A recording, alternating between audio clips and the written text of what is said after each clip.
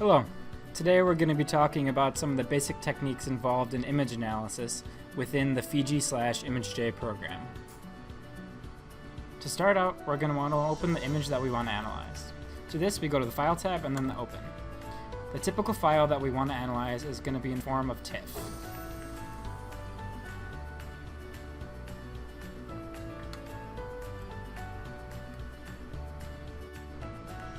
When working with your image, you're often going to need to make selections within the image. To this, we go to the top left of the menu bar and look at these four icons here.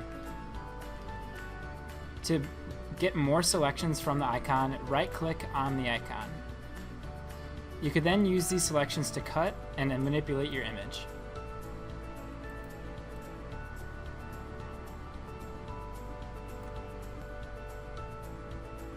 Another way you can manipulate and edit your image is to use the pencil tool, paintbrush tool, and flood tool.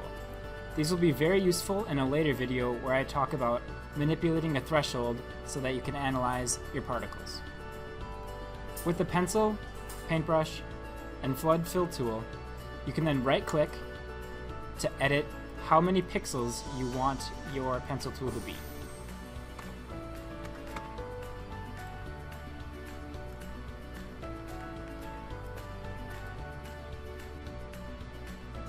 An important aspect of FIJI to remember is that you can only undo once.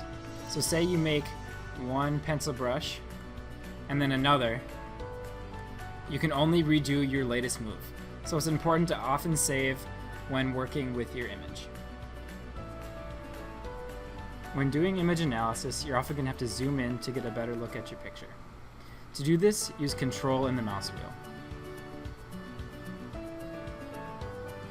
To move up and down in your image, hold Alt and then use your mouse wheel. To move side to side in your image, use space in the mouse wheel.